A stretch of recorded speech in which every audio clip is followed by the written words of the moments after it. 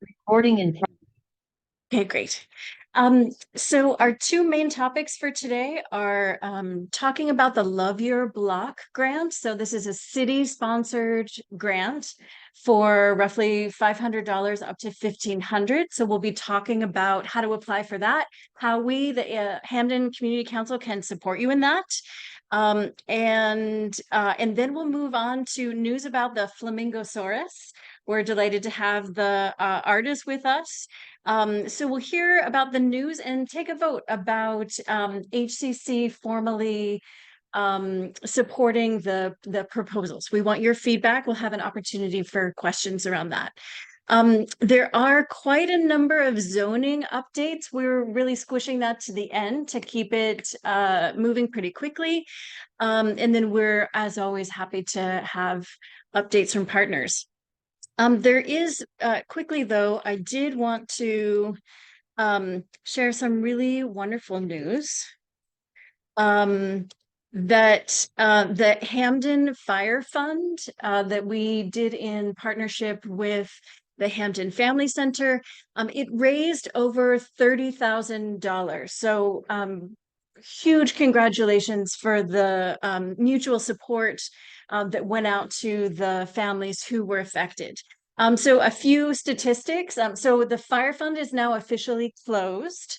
There has already been one distribution that happened a number of weeks ago, and the second and final distribution should take place, I understand, this week. It's across 11 affected families. Wanted to make sure people were aware that Hampden Family Center did take $1,500 as agreed upon with them as their administrative fee to make sure letters went out to folks. So that totaled less than 5% of the total funds raised, but wanted to be really transparent about that. So we received 254 contributions. So honestly, it's less to me about the 30,000, although I'm sure the families really care about that number. But to me, it's the show of support and solidarity across the community that was really, really beautiful to me. So we had more than 100 families from Hampden contribute. We had 38 out of state, so that's kind of notable. I don't know if those were families connected to Hampden folks. I don't have information about that. We had donations as small as $5, and then the largest was 5,000. That was the Wells group. Median, so if you line them all up from smallest to largest and take the middle one, that was $50. So that's about what people were contributing. But we did have 13 that were over $500. So can you all give yourself a quick round of applause, like, way to go, people. That was really, really beautiful. This really far surpassed what was raised for the fires that happened on Roland Avenue a few years ago. So just way to go. The support was really beautiful. I did want to offer one other update. Hold on just a second. So for folks who were here last month, we spoke to folks from the Northern District Planning group of the city, and they taught us quite a bit about where to find the zoning map, where to find what that means, the different codes, and then exactly what people can do within those codes, what type of establishments they could have. If that caught your interest, if that really feels like something that helped you better understand and you want more of that, you have an opportunity to apply this week. So it's a quick turnaround thing for something called the Planning Academy. So this is a small group of people from across Baltimore. So it's likely that there would be only a couple of us from Hampden that if we apply would get in. And my understanding is that it's something like 6 Wednesdays for 2 hours starting in September. So the idea is you would go, get that information and come back and be a resource for us here in Hampden. So I actually applied last year, did not get it. So it's pretty common that they have way more people apply than spots. And so they try to take people in their second application. So so I would encourage you to apply this time, but not be discouraged if you don't get it. Plan for the following year. Any questions about the Baltimore Planning Academy? And I'll go ahead and put that in the chat for online folks if you want to just check it out. But that one is a quick turnaround. All right. So let's talk about what you can do here in Hampden to improve your very block.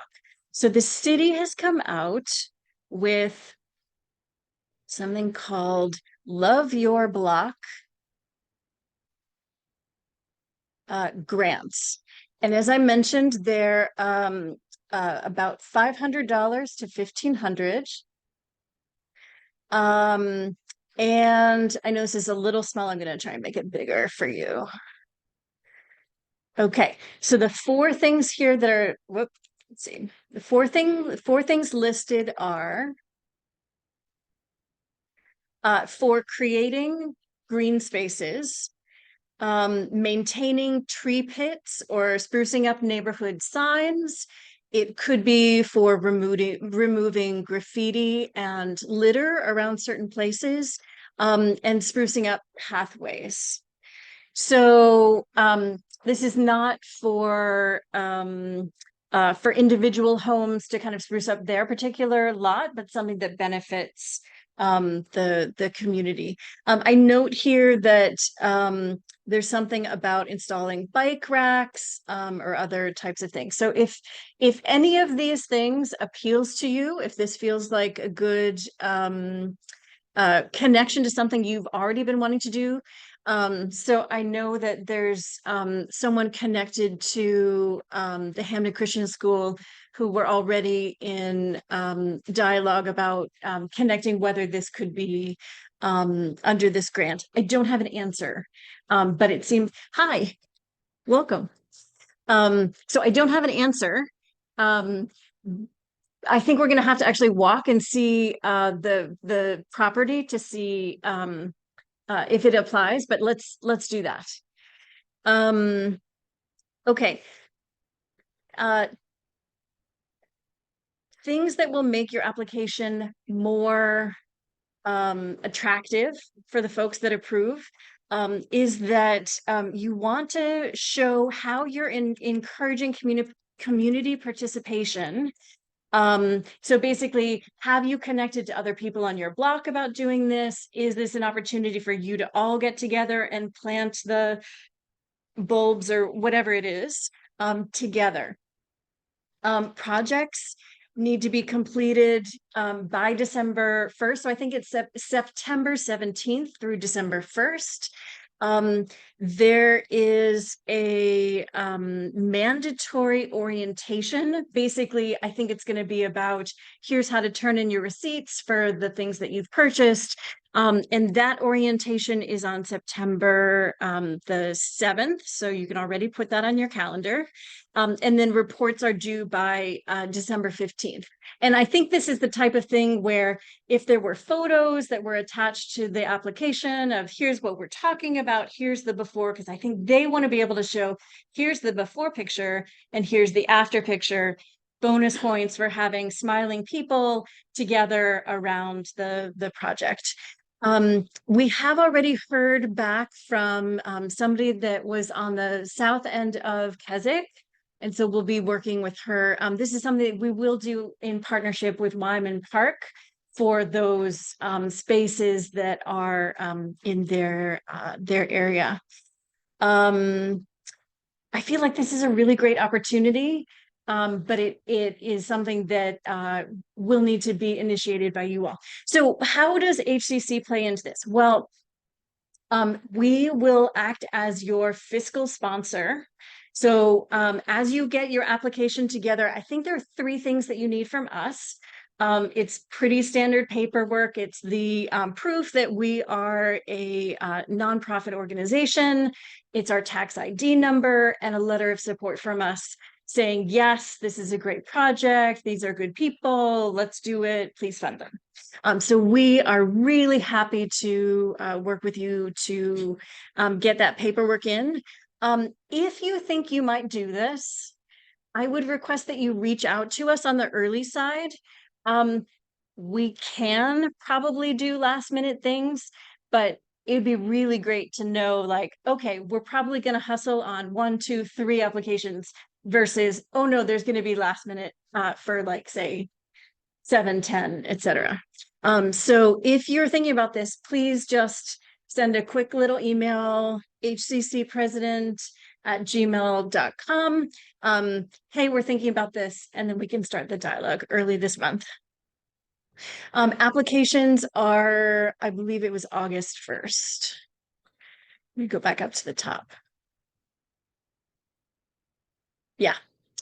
Any questions about the Love Your Block guidelines? I did want to mention that I emailed the person who administers this and asked, is it okay if we have multiple applications coming from one single neighborhood? Are you less likely to fund it? And she responded with the word absolutely to my question about, is it fine? So that's why I feel free to be like, all right, y'all get in your applications. Let's do this.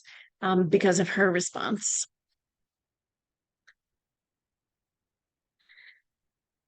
All right. Thanks to folks who are checking in online. Doesn't seem like we have any questions online. Any in the room? Yeah, please. Do you want to stand up and introduce yourself? So I'm Daryl from and my question is, like, Roosevelt Park's right across the street from us, so that's a public space. It's maintained by the Parks Department. Are any projects that would we be eligible for projects in the park? Like, would we need permission in addition to this grant? Yeah, so I don't have an absolute answer, and I know that Councilwoman Ramos is online. So if you happen to know, please chime in. We'd have to ask, but my perception is that that falls out of scope. But I don't have definitive say on that. What was the question about doing work on Roosevelt Park? Yeah, do you want to repeat the question? Would projects in a park like in Roosevelt Park be eligible for this? Or say a pocket park. You just have to get permission from Rec and Parks before doing anything. So you can't just like plan your project and then apply and not have permission from Rec and Parks. And do you think that that would need to come from the director of the rec or for the rec center, or do you think that would need to come from someone further up?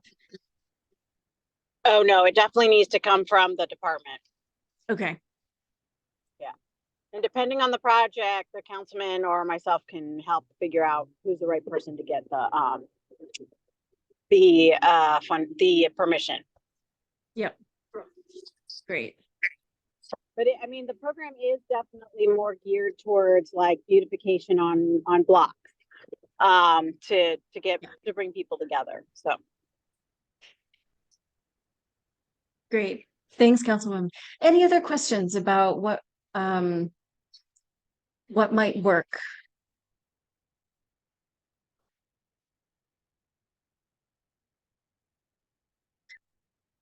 All right. I'm going to go ahead and put the link in the chat for the Love Your Block grant application. And so encourage people to dream and reach out. The paperwork, I'm just going to show it. It's not bad. So I'll show you what it looks like.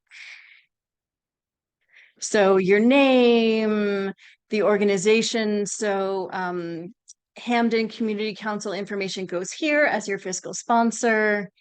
They want to know where it will be, what is the particular issue that you're trying to work on, what you will do, and how are you going to involve your volunteers to do this, people in your community, when it'll take place, etc. What are you hoping for out of it? And then how will you make sure that in the future it is maintained? And then there is a place where you can put your budget. So flowers from Home Depot or wherever, and the approximate cost. So that's what you're looking at. It's pretty straightforward. But if you have any questions, please let us know. All right. Good. All right. So next up, we are talking about the Flamingosaurus. And a little bit of background on this. This has been in conversation for, I think, over a year now. And the artist reached out to us several months ago to have a conversation. And so we're pleased to welcome Randall to our meeting this evening to talk with us about what's happened over the course of the last year to catch us up. So Randall, come on up.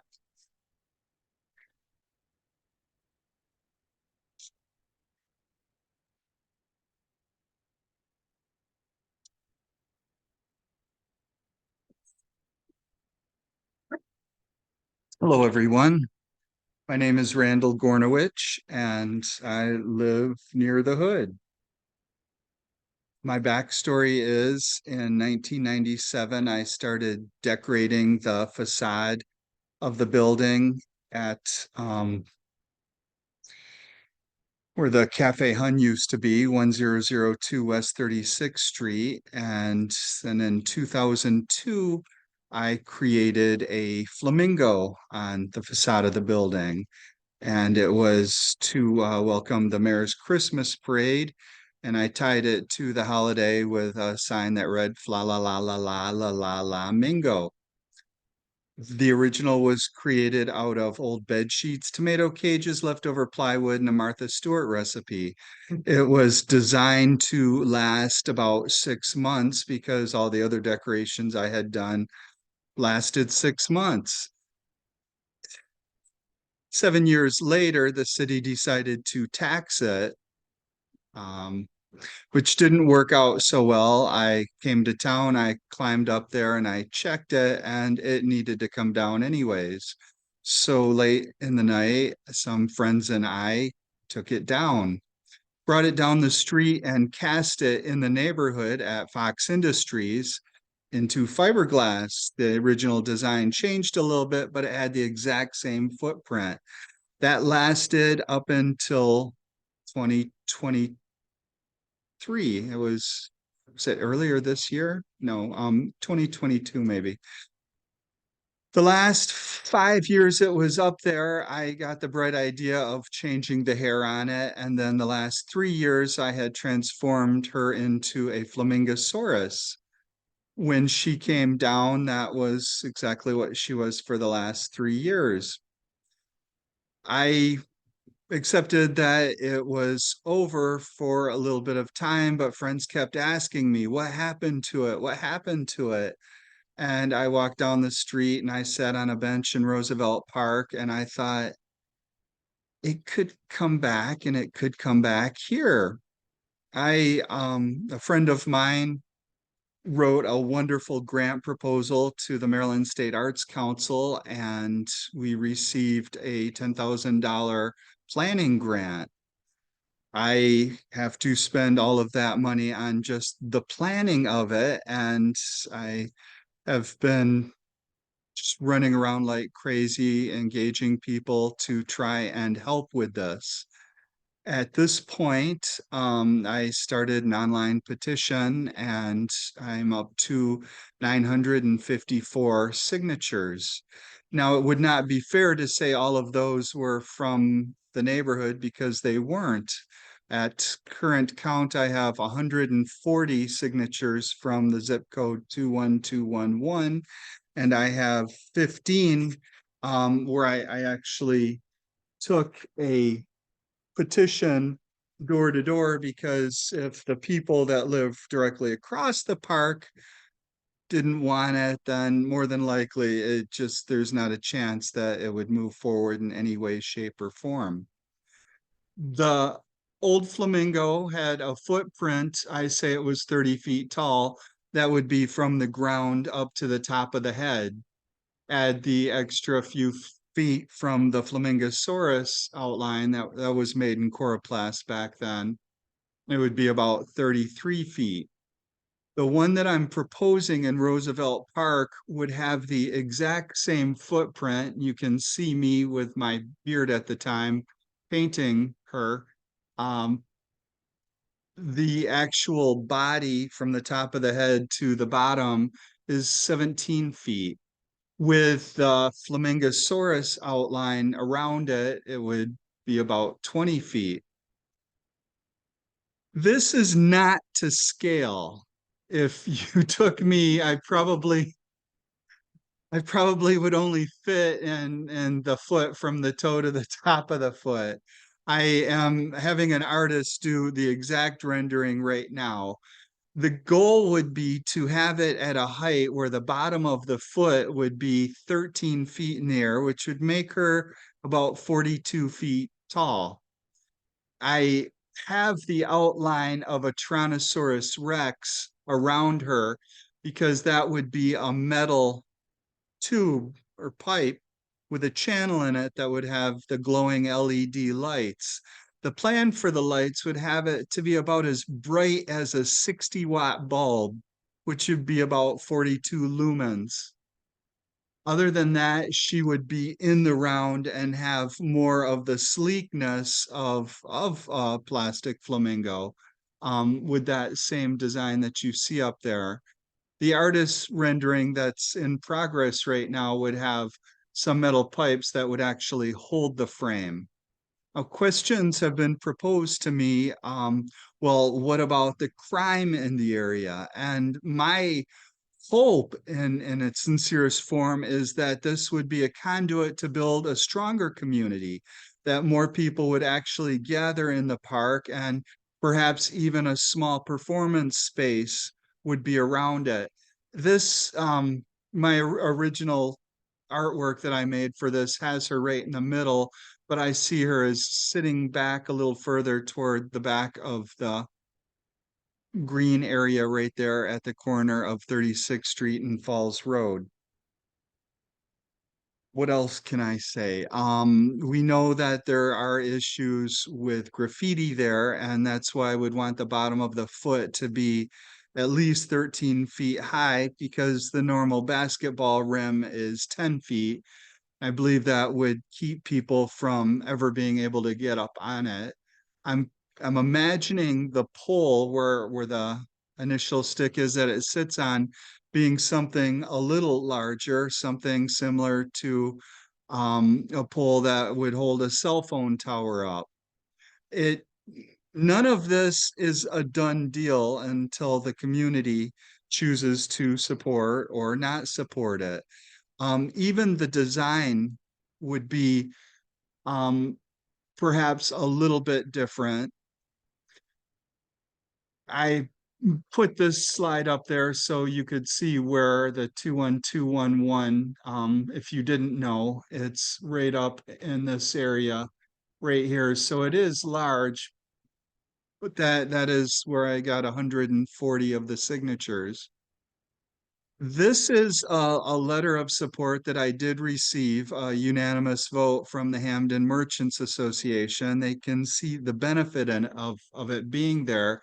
I did highlight one very important sentence, and that is pending final design and placement, which again your vote today does not say that it's going to happen. There's so many hoops to jump through with the city and Parks and Rec, and having someone inspect the ground where I would like it to be.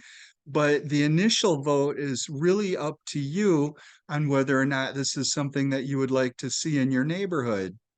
In the time that the original was up, I do believe that the neighborhood did kind of adopt the identity and embrace the flamingo, ultimately the Flamingosaurus. The symbolism behind the final piece is one of old and new, of elegant flamingo, which is also quirky, and the powerful Tyrannosaurus Rex, both which are kind of whimsical in the idea of, you know, the T-Rex can't do push-ups. Um, and the well, flamingos travel in flocks, and the T-Rex is kind of an independent.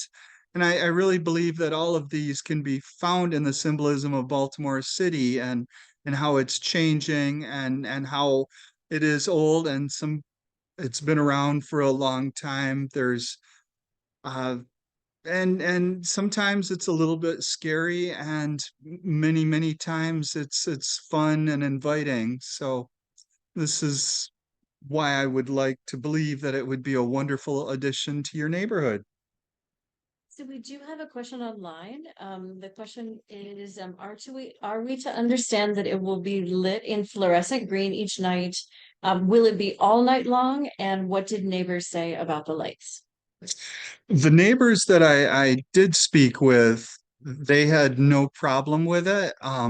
Maybe you could specify when you say neighbors, which On Falls Road, Falls- from the corner of 36th Street all the way down to where the buildings end. I have not had the opportunity to go and talk to the other people that would be on the other side of 36th Street, right across from it. I do not envision it glowing all night. I think to myself, if I lived across the street from it, what would I want to see? What wouldn't I want to see? And having a bright neon glow in my window where strong shadows were on the far wall, I wouldn't want that. I envision it being turned off at 10 or 11 p.m., depending on what time of year it is. And if you can envision a 60-watt bulb across the street on your neighbor's front porch, it wouldn't be brighter than that. It would be glowing enough for people to see, but everything would be under consideration as it moves forward. Again, there is no doneness to this. This is a proposal, and if there were complaints, it would be turned off earlier. Because again, I understand domestic tranquility, and I also understand property values. And if there were anything obnoxious about it, it just wouldn't stand. So that's where I'm coming from on that front. I'd like to follow up to that, which is the park is closed. Could you introduce yourself?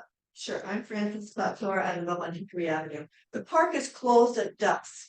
So Okay. don't we think that perhaps, whereas I think, I'm a big fan of LED and nighttime lights. I mean, do we think in some respects that could offer an invitation for people, a draw, for example? Maybe so. I'm also a little bit skeptical in terms of the overall cost, the cost to the city, diversion of funds, cost of maintenance. And so I know you're in the planning phase, but I think those are real questions to our city and to our neighborhood, actually. The city wouldn't pay for it. The State Arts Council, which promotes public art, that's where I got the initial grant, and that I would be looking for another. And I would also approach private. I'd approach the Ravens. I would approach the Orioles, as it could be Baltimore's third bird, as well as the possibility of selling bricks, and it would all be privately funded. So as far as diverting funds, I understand, and would not look to the city. If it didn't happen, it wouldn't happen. Privately, that is. Thanks, Francis. But what about the maintenance? Who's gonna be responsible? Thank you very much. It would have, I would create a nonprofit that would carry on as long as the bird were there. Because yeah, that again is a concern. It would also have to have insurance as it would be on public property. And of course the maintenance, I'm sure it'll get stickered, the pole at the very minimum. There's a question online. Who has to formally approve the proposal? And how much do you think it would cost to install? I could take I could take the question about who has to approve if that. Yes, please. Thank you. So the question, this is Christina, from HCC. So when this came up, about a year ago, I started to ask some people about it, and the answer is this actually needs to be approved by a ton of people in the city government. So Rec and Parks has to be involved. Zoning is involved. The general, I forget what they're called, but it's like General Services Administration or the equivalent, are the ones that actually install it. And so they would need to be involved. This doesn't move forward, as I understand from discussions. The first step is really approval from the community to then be in discussions with different parts of the city. But it's really quite a number. I was looking for my notes on who in the government needs to be involved. I don't see them at the moment, but I think it was 4 or 5 different departments that need to offer those approvals. Yes, it's not going to happen this week, this month, or even this year. And of course, the Hampden Community Council, as well as the Hampden Merchants Association, would be kept informed of each step. Again, should you choose to encourage this with a positive vote. And then the question about how much do you think it might cost to install?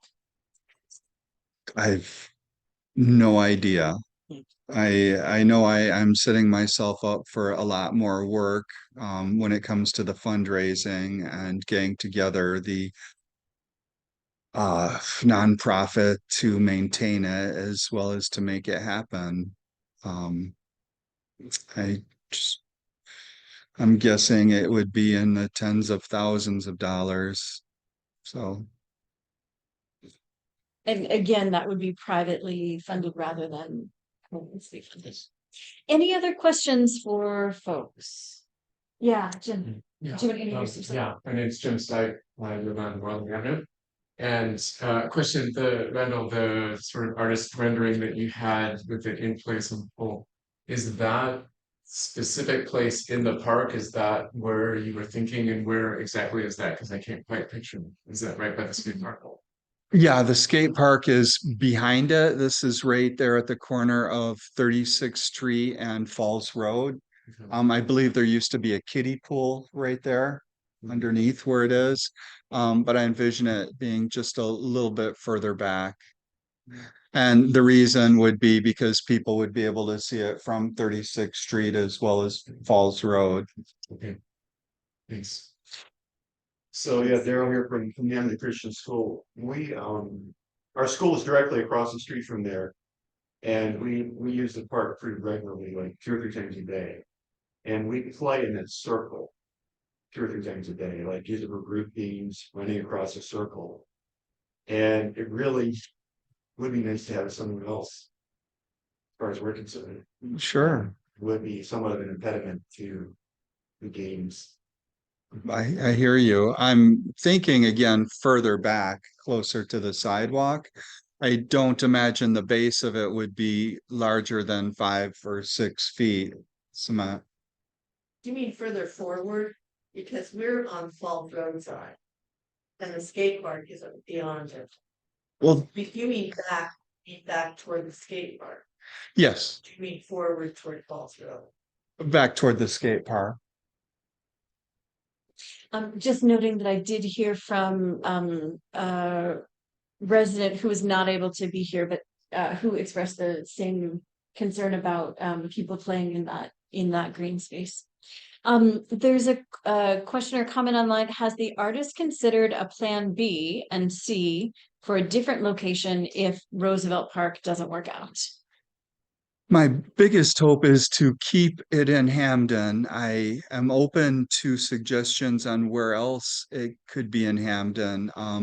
If it doesn't, the possibility of it going down in the Inner Harbor is there. But again, I just feel that it's mostly tied to this neighborhood, and that's why I would like to see it planted there, perched there. And would you be open to considering another location within Hampden aside from Roosevelt Park? I would be open to, yes. Other questions? All right, so we have, it says, how safe is such a large structure, especially in weather? Question. It would not be approved by the city in any way, shape, or form if engineers didn't sign off on it.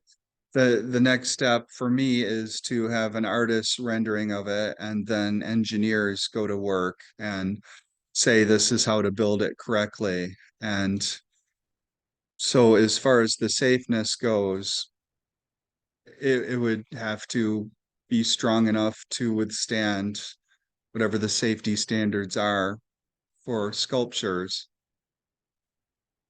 I wish I had all the answers on that, but I am not an engineer. I just know that, again, because it would be on public property, that it would have to get the approval of an engineer in its construction.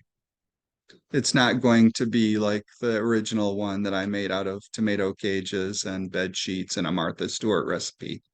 I promise. Great. Okay, so we have 16 people online and we have a nice group here as well. We had originally intended to, so Joe says, thanks for the answer. The flamingo is an important icon of Hampden and belongs here. Thanks for that, Joe. So the intention was to have folks express where they are with this. We've put together a essentially a 3-question poll.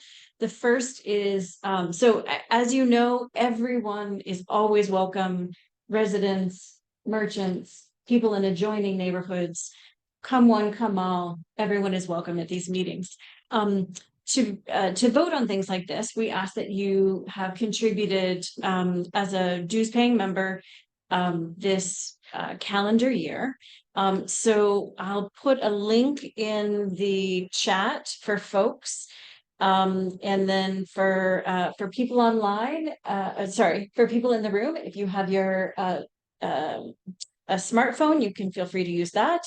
Or if you're a dues paying member, please feel free to come connect with me after the meeting and I'll take your vote in person on paper. So the questions are, first, confirming that you have paid dues this year. Second is, do you support the HCC formally, similar to how the merchants have issued a letter? So do you support a formal support of this project in a similar manner? Do you not? And then there's a third optional question, which is just, hey, anything that you want to communicate to the artist. Mary Rose says, do we really have the answers and resident comments to vote? Thanks, Mary Rose. So I didn't hear additional questions. And I didn't see hands for additional comments, but we have a few more minutes if there are folks who would like to ask additional questions or offer additional comments. Christina? Yes. So, I mean, our options are yes or no. Sorry to complicate things, but could there be an in-between of yes, but provided it's in a different location or something like that? Yeah. if you give me 3 minutes, I can modify if that's something that people feel strongly about. I mean, what you could do is say, yes, but in the comments indicate I said yes, but let's just do that.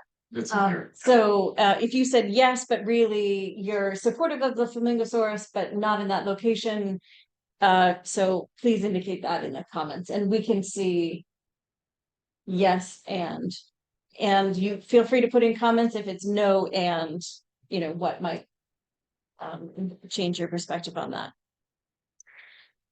Is this something that the vote could be open for a few days because it's such small numbers Certainly. today? Absolutely. And I would say any answers today would be provisional anyway, because we would go back and confirm who's a dues paying member. And so, Right. if someone's like, I think I was, but I'll go home and like turn in $25 to make sure, all is well. Sure. So yeah, would be happy to do that. So any would that Quick comment on this? yeah, hi Michael. Yep, hi. I support this in principle, but I don't know that we have enough detail to really know what we're, fully supporting. I mean, it sounds like there's a lot of stuff to get worked out here. So I'm fine with it. But, again, it just seems like that there should be some greater level of detail that, we know better what we're voting for. But Yeah, and so the thanks, Michael. And I think this perhaps was the sentiment of Mary Rose as well. This in yellow, this pending final design and placement, it sounds like there's a lot more questions. There has been feedback specifically around the use of that circle. And if there was concrete there, it would disrupt the how it's currently being used. And so would it be appropriate to have you come back? And so I guess the question is, what do you need in order to take the next step to further engage with the community around this? I understand that, and what I'm feeling that I'm getting from the city is that I can't move forward without the community support. I can make my proposal more clear with a drawing of it sitting back toward the back part of the sidewalk. But again, I'm a little scared that with each design, I'm told the engineers will cost somewhere in the ballpark of $6,000 to $8,000 to do their engineering plans. And I was told by someone from Parks and Rec that I wouldn't be able to move forward without. So I feel like I understand your concern and your thoughts and your question, but as far as how the process works, I wish I could give you a lot more right now, other than my proposal is to put the same footprint in the park toward the back of it. But still within the circle. Right. Yeah, so I'm guessing that if we do the vote, you might not get as it is currently proposed, you may not get community approval. But if you were to come back to us with a modified placement because of how it's currently being used. Sure. If you come back with a modified placement, you may very well get that the community approval. Mario says we need further comment from the residents, especially as to the lights. So could we come up with something that's agreeable for all parties?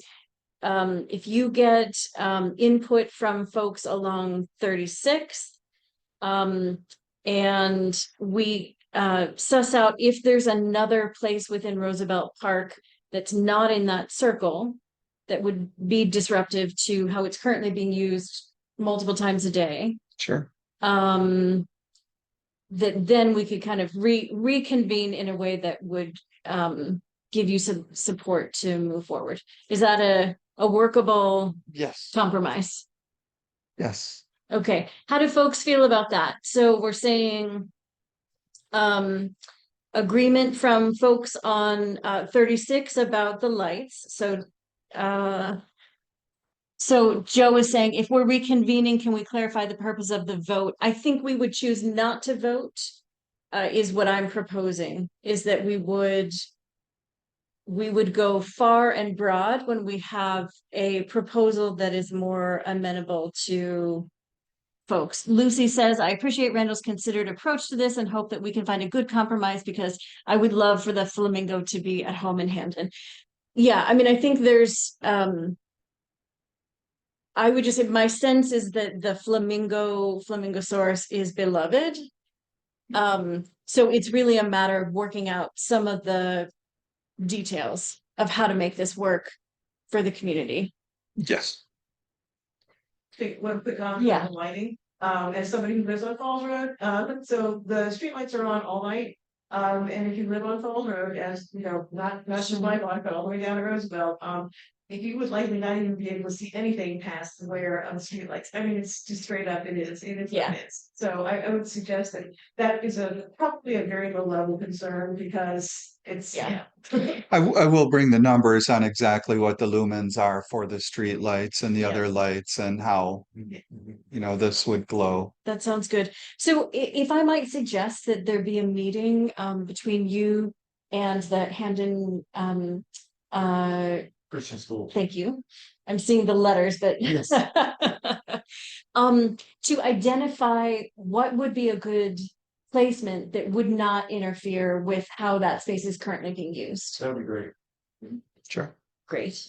Okay, so follow-up items being one, connecting with folks on 36th Street, two, the meeting about more specifics of placement. Any other follow-up pieces? I love it. We just Tom Kerr just whispered to his seatmate, I'm for it. The people in the online might not have heard that. Okay, so could we invite you to come back at our next meeting? Yes. Okay, so we are in June, and I do anticipate that we would have a July meeting. Great, Very good. good. Thanks, everybody, for that. We do have another comment for lighting. I think it would be helpful to know how this project would compare to signs at Mill Number 1 or the Steve Silver. That things carry that would be a good point to point of comparison. Good. Thank you so much for joining us and for all of your answers to all of our questions. Thank you very much for your time. I'm grateful. Excellent. All right, so a few more pieces to go over. Okay, so let's see if we can run through this pretty quick. So zoning or liquor license updates. So for folks that had questions about the parking across from the wine source, so this is on Elm. My understanding is that this went through conditional approval, and now there are conversations about how the current lot, so you'll recall this is behind the bank, and the proposed new lot, instead of having separate places of entering and exiting, there are conversations about how this can basically become one combined lot, which seems to be the preference of the immediate neighbors. So this information was met with a positive reception, if I could characterize it that way. Councilwoman, anything else that you'd like to add on that one? Hi there. I'm sorry that I'm not there in person. I had to check on my area that normally floods, which did not flood this time around. The conditional use was passed by the committee and second reader, and there are ongoing conversations about just as what Christina talked about. There will be continued ongoing conversations. The plan is going to change. David is rethinking based on the meeting we had with the residents on Roland and on Elm, how the configuration is going to work. So stay tuned. Nothing is happening quickly. Thank you. Do you want to take the third one as well? The Falls Road development behind Redfish? Yes, there is no update. It's been extremely frustrating that we have not heard back from the liquor board on my motion to reconsider. And I hope that we will hear from them very soon. It's getting to the point where it's both unfair to Wayne, the owner, and it's unfair to the residents. I am the only one who has standing in this case. So if it doesn't go in the community's favor, I could consider doing a judicial review, which goes to circuit court. So that is something that I'm considering, but I haven't heard back at all yet from the liquor board. So we'll just keep everybody posted. I think people have seen that's the garages and some other activity around there. Wayne is allowed to keep going, but he can't obviously open without liquor license. So I will ask the liquor board again for a decision because we need to just decide. I think I could even do a judicial something because they haven't decided yet, but I'll look into that too. But at this point, it's just we're waiting. Great, thanks very much. The middle one, the development on Falls Road. I want to just quickly check to see if Councilman Torrance is online or someone from his group is here. The latest that I heard is that they are proposing a meeting. ACE was not available. So this was the hot topic of last month's meeting. And so the proposal is to meet at the rec center Saturday, July 15th. I'll be at a wedding, I'll be away, but my understanding is that Councilman Torrance or his office will facilitate that meeting. I don't have a time confirmed from them, and I don't currently see them online. So as soon as I get confirmation of that time, we will let folks know well in advance so they can attend that. How will we let folks know well ahead? How that information being sent? Yeah, so my working assumption is that we would do what we did last time, which is the slips of paper. So Jim and I did the blocks the blocks west of Falls, and then there was someone else who did the immediate blocks just east of Falls, and we would put it on the Facebooks and send out an email to the HCC email group. There's going to be a meeting the week after the holiday that just passed, and there was no communication whatsoever about that. Yeah, I would say it's been a frustrating interlude. I'll just leave it there. So I share that frustration.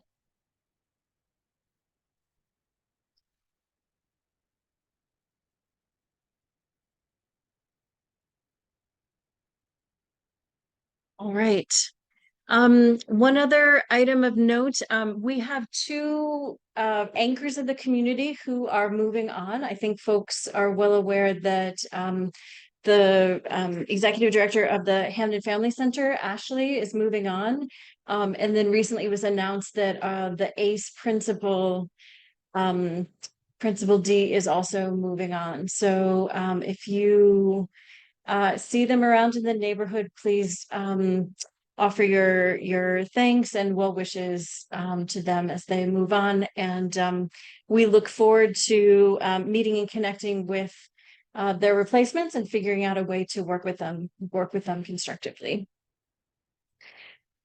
All right, so we're just about at time.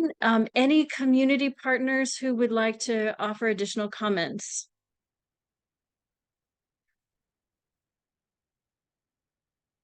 Well, I'll jump in there. Please. So, yeah, I'm volunteering top. Yeah. Okay. So I'm B. Francis Montesforest, and also the Vice President of the Merchants Association. And in case anybody had not yet noticed, we have been working very hard to revitalize our monthly First Fridays program on the Avenue. So we have added live entertainment in a variety of spots, in addition to a number of more retailers staying open late with specials. We have raffles and all kinds of other fun things going on. So we're strongly encouraging people to come out on the First Fridays, enjoy what's out there on the avenue, especially now with the really nice weather, and maybe win some prizes too. So there's that. Great, thank you.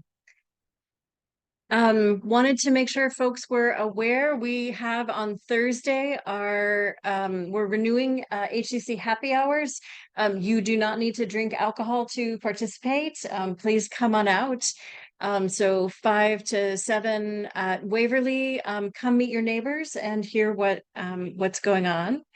So thanks to folks on the HCC board who organized that. Looks like we have Representative Mr. Wharton. Would you like to share with us? Hey, Christina, how are you? Thank you for having me. Glad to have you. Just want to say one thing. We are in the midst of our 14-week Councilmatic District Engagement Tour. And this Friday, we will be on 36th Street.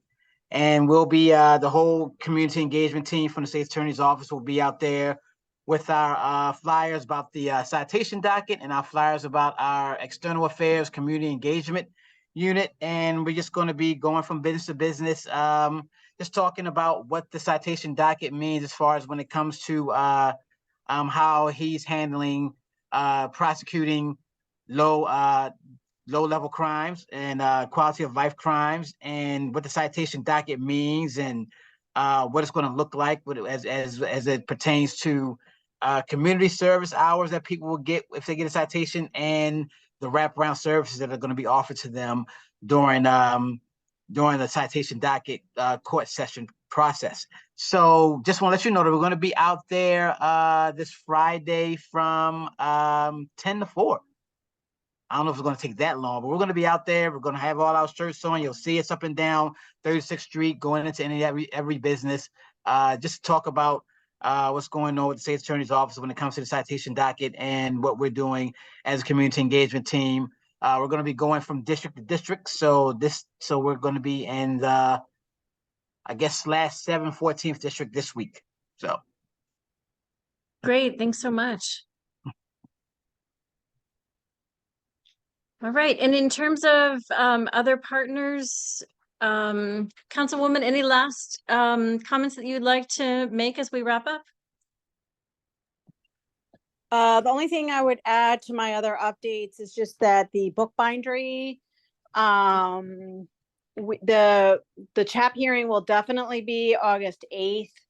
They have committed to sending us the last couple of developer interests. They are getting a lot of interest in the building, so that is a good thing. But the development team that was came before you all months ago is no longer at all in consideration.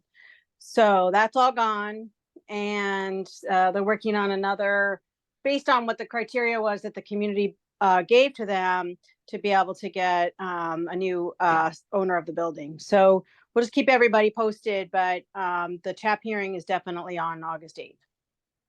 Super, thanks so much for that. Thanks, Lucy, for posting the location of Waverly Brewing. So it's at the bottom of Union Avenue. All right. Any final comments from folks either in the room or online? I think that otherwise that wraps us up, and folks in the room will as always need to scoot out to be good neighbors for our library hosts. All right, Joe, Quick go ahead. question. Okay. Oh, yes, yes, Michael, go ahead. Yeah, just a quick question. I was overseas the last couple of weeks, but I noticed that we have a new acting police commissioner. Any impact on Hampden as a result? I mean, I'm assuming no direct impact. But I was Well, just actually, yeah, Rich Worley used to be, who is the new commissioner, used to be the commander at the Northern. So he knows Okay. the Northern like the back of his hand. And yes, it was very sudden about the transition, but I have full confidence in our new commissioner. Sounds good. We are actually, Christina, we are getting a new captain, Captain Middleton. And so next meeting, we might want to invite Major Johnson and Captain Middleton, a female team. I'm totally excited to have an all-woman team there. Great, thanks for that heads up. Yeah, I will follow up with that. Super, thank you. Good, all right. Wishing everybody a wonderful rest of your evening and a great July. Take good care, everybody. Bye. Bye.